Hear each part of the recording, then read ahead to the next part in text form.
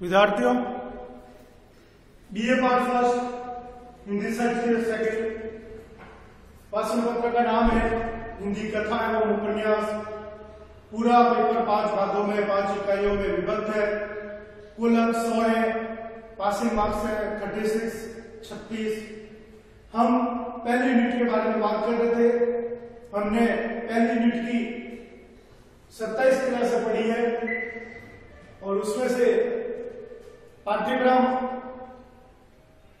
की क्लासों के अतिरिक्त जब हमने यूनिट फर्स्ट प्रारंभ की थी, जो है गबन उपन्यास मुंशी प्रेमचंद द्वारा लिखित, कुल 52 अंकों में विभाजित, उसकी हमने अभी तक 22 क्लासेस पढ़ चुके हैं।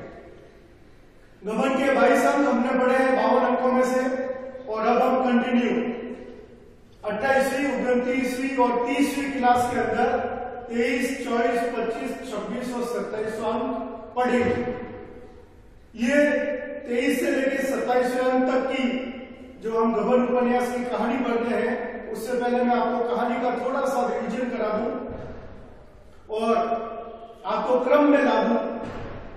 कहानी प्रयाग के एक गांव से जुड़ी हुई है, जहां पर दीनदयाल जी जमींदार के मुंशी का काम करते हैं।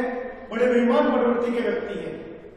इसी बेईमानी, गरीबों की बददुआ के कारण इनकी पत्नी मानकी को 3 पुत्र रत्न प्राप्त हुए, किंतु अकाल मृत्यु को प्राप्त हुए। इकलौती लड़की बड़ी मिन्नतें करने के उपरांत जन्मी, जिसका नाम रखा गया जालफा।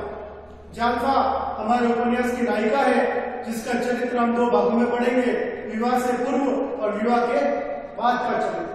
विवाह से पूर्व जालफा बाल्य अवस्था में चंचल, जिद्दी, हठी, नौकर चाकर से गिरी रहने वाली, परिवार में लाड दुलारी के रूप में चित्रित की गई है।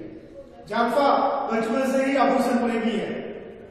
जालफा दीनदयाल द्वारा लाए गए मानकी के लिए सोने के चंद्रहार को देखकर जिद करती है। तब माता और पिता द्वारा समझाया जाता है कि सोने का चंद्रहार ससुराल पक्ष के द्वारा विवाह के समय दिया जाता है। तब जालफा इंतजार करती है कब उसका विवाह हो और कब उसे चंद्रहार मिले। जालफा का इंतजार पूरा होता है। दीनदयाल के परम मित्र जो प्रयाग की कचहरी में बाबू का काम करते हैं, 50 रुपए का वेतन है, सरकारी नौकरी है और 5 लोगों का परिवार है, जिसमें पत्नी का नाम है रामेश्वरी, बड़ा लड़का जो उच्च शिक्षा बीए ग्रहण कर चुका है, नाम है रमानाथ, गोपीनाथ और विश्वनाथ। दीनदयाल और दयानाथ की मित्रता रिश्तेदारी में बदलती है। जालफा और रमानाथ का रिश्ता तय होता है और जब विवाह तय होता है तब कुछ वस्तुएं दहेज के रूप में तय की जाती है। दीनदयाल जी 1000 रुपए टीका तथा कुछ आवश्यक वस्तुएं देना तय करते हैं, जबकि दयानाथ जी जालफा के लिए चंद्रहार और कुछ अन्य चीजें देना तय करते हैं।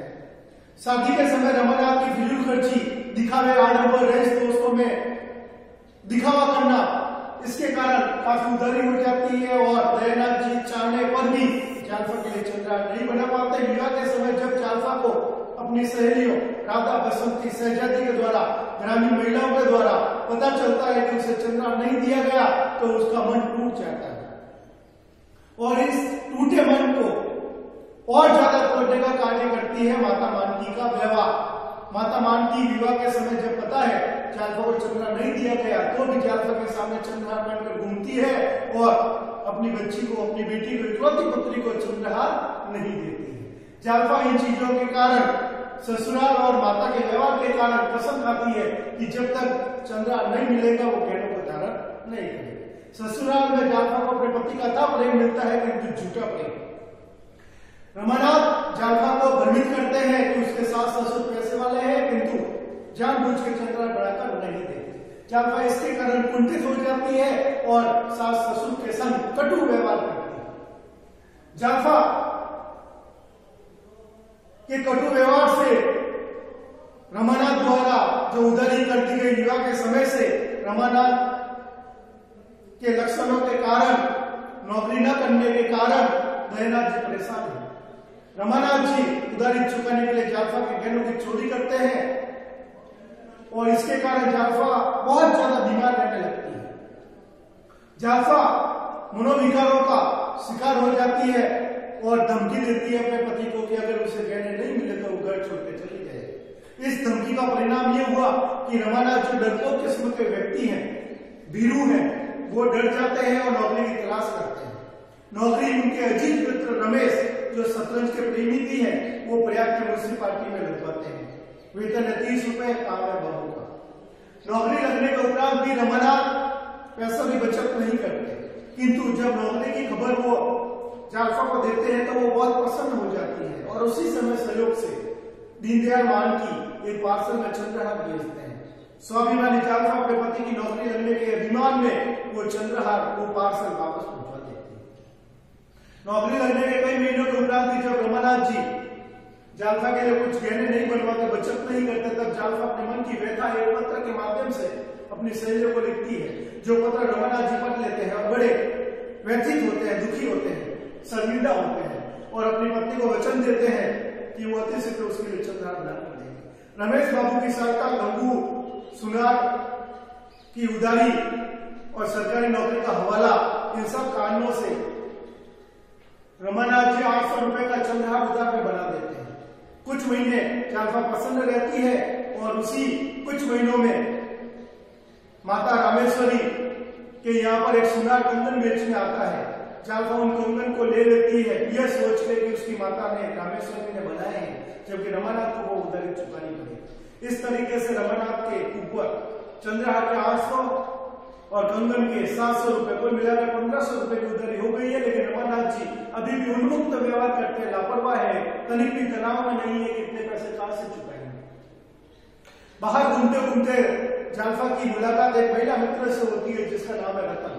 रतन और जालफा हम आयु है और रतन का व्यक्तित्व गबन के अंदर एक समस्या को उजागर करता है, जो समस्या है अनमेल विवाह की समस्या। रमानाथ जालफा रतन के घर जाते हैं, जहां पर रतन को जालफा के कंगन बहुत अच्छे लगते हैं। रतन द्वारा बार बार कहने पर रमानाथ कंगन बनवाने के लिए रतन से 600 रुपए लेकर गंगू सुनार को दे देता है, किंतु गंगू सुनार उन 600 रुपए को पुरानी उधारी में से चुकता करके कंगन बनाकर नहीं देता। रतन द्वारा 2-3 महीने तक परेशान करने पर रमानाथ एक गबन की योजना बनाता है, किंतु वो योजना असफल हो जाती है। रमानाथ 800 रुपए का गबन करके 500 रुपए तो जमा करा देता है, किंतु 300 रुपए जमा नहीं करा पाता और पुलिस की गिरफ्तारी के डर से, सरकारी नौकरी जाने के भय से, समाज में बदनामी के डर से वो प्रयाग छोड़ के कलकत्ता जाने वाली ट्रेन में बैठ जाता है, जहां पर उसकी मुलाकात होती है एक बुजुर्ग व्यक्ति देवीदीन से, जो उसे कलकत्ता में अपने घर पर शरण देता है। देवीदीन की पत्नी का नाम है जग्गो और देवीदीन जग्गो दोनों रमानाथ में अपने पुत्र का अभाव तलाशने का कार्य करते हैं।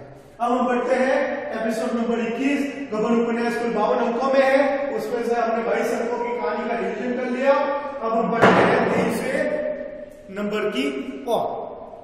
23वें अंक में हम देखेंगे कि इधर रमानाथ की तलाश करने का कार्य जालफा द्वारा किया गया और जब रमेश बाबू के द्वारा जालफा को वास्तविकता का ज्ञान होता है कि रमानाथ जी प्रयाग की म्युनिसिपालिटी में 300 रुपए का गबन करके उस पुलिस की गिरफ्तारी के डर से कहीं छिप गए हैं, तो जालफा अपने गहने बेचकर 300 रुपए गबन के हाथों हाथ जमा करा देती है, किंतु रमानाथ को ये बातें पता नहीं चलेगी क्योंकि वो प्रयाग में नहीं है, वो कलकत्ता में है। एक माह बीत गया,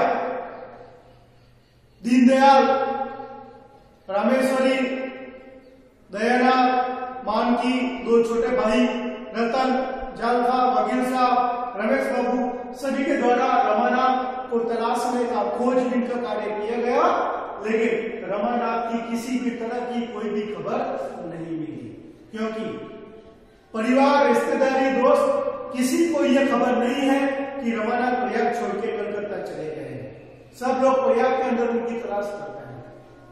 इधर जब अखबारों में दिया गया रमानाथ के गुमशुदा होने की रिपोर्टें वगैरह अपील की गई, तब रमानाथ ने जिन जिन व्यक्तियों से उधार लिया है वो सब व्यक्ति रमानाथ के घर पर उधार मांगने के लिए अपने पैसे बकाया भरने के कारण आने लगे और उन सब का सामना हुआ परिवार के मुखिया दयानाथ से, जो आगे रमानाथ की हरकतों से बहुत ज्यादा परेशान है। दयानाथ जी बहुत ज्यादा तनाव में आ चुके हैं, एक तो बुजुर्ग अवस्था है, दूसरा घर की आर्थिक स्थिति खराब है, तीसरा उनका सुपुत्र रमानाथ गबन करके समाज में बदनामी करके भाग चुका है, चौथा भागने के उपरांत भी उसने जो उधारी की है वो लोग परेशान कर रहे हैं। इन सब बातों से परेशान है दयानाथ। इधर तो भी सब लोग हिम्मत करके अखबार में विज्ञापन पर विज्ञापन दिन प्रतिदिन दे रहे हैं कि कैसे भी करके रमानाथ की खबर लग जाए। इधर जब जालफा को रमानाथ की उदारियों के बारे में पता चलता है तो वो अपने को अपराधी और गिलानी का रूप करती है, अपने आभूषण प्रेम के दुष्परिणाम को वह देखती है और साथ ही अपने पति के कुछ बुरी आदतों को भी वह देखती है। जालफा अपने गहने रतन को बेचकर रमानाथ की पूरी उदारी सुनारों की वगैरह वगैरह जो भी है सब चुकता कर देती है। इधर रमानाथ कलकत्ता में है, वो इस बात से अनभिज्ञ है कि उनकी पत्नी ने अपने गहने बेच के गबन के 300 रुपए जमा करा दिए हैं, और इस बात से भी अनभिज्ञ है कि उनकी पत्नी ने अपने गहने बेचकर उसकी तमाम उधारी जो गंगू सुनार या एक और सुनार जिससे कंगन लिए थे उनके ऊपर बाकी थी सब चुका दी है। रमानाथ बिना किसी भय के वापस से प्रयाग आ सकता है, क्योंकि न तो उस पर गबन का आरोप है न ही उस पर उधारी है। यहाँ तक कि प्रयाग के म्यूनिसिपालिटी के कर्मचारियों ने भी 300 रुपए जब जमा हुए तो रमानाथ पर किसी भी तरह का गबन का लांछन नहीं लगाया, केस को रफा दफा कर दिया। रमानाथ वापस से अपनी नौकरी पर आ सकता है, किंतु उसके लिए उसको जानकारी होना आवश्यक है, और जालफा के परिवार वाले, ससुराल वाले रमानाथ को ढूंढने का कार्य करते हैं, अखबार में विज्ञापन वगैरह देते हैं, किंतु प्रयाग में वो प्रयाग के अखबार कलकत्ता में प्रकाशित नहीं होते। इसके कारण रमानाथ को इन चीजों की जानकारी नहीं है। अगर ये जानकारी रमानाथ को हो जाती तो संभवतः हम विचार करते हैं गबन के पाठक होने के नाते कि रमानाथ जी वापस से प्रयाग आ जाते, अपनी आदतों को सुधार कर प्रयाग की म्यूनिसिपालिटी में नौकरी करने का कार्य करना प्रारंभ कर देते और शायद कहानी 2 या 3 अंकों में समाप्त हो जाती। किंतु रमानाथ इन बातों से अनभिज्ञ देवीदीन और जगों के घर में छिपा हुआ है, और इधर जालफा और रतन उसको ढूंढने का कार्य करते हैं। रमानाथ इन बातों से अनभिज्ञ है। अगले एपिसोड में हम कहानी का रिविजन न करके सीधे 24, 25, 26 नंबर की कहानी को पढ़ेंगे। पूरे एपिसोड पढ़ने के उपरांत हम कहानी का रिविजन करेंगे। आपसे मैंने पहले भी कहा था, वापस से इस ऑनलाइन क्लास में आपको मैं बता दूं कि हमारा पूरा सिलेबस पाठ्यक्रम 2 किताबों में सिमटा हुआ है। पहली है उपन्यास के रूप में गबन, जो मुंशी प्रेमचंद द्वारा लिखित है, और दूसरा कथा एकादशी एक कहानियों की किताब है जिसके अंदर से हमें 10 कहानियां पढ़नी है। सिलेबस संक्षिप्त है, किताबें भी छोटी है, कृपया करके आप खरीद लें अथवा महाविद्यालय के पुस्तकालय से आप उनको इश्यू करा लें अपने नाम से, उसको पढ़ते रहें और मेरी ऑनलाइन क्लासों को देखते रहें। धन्यवाद।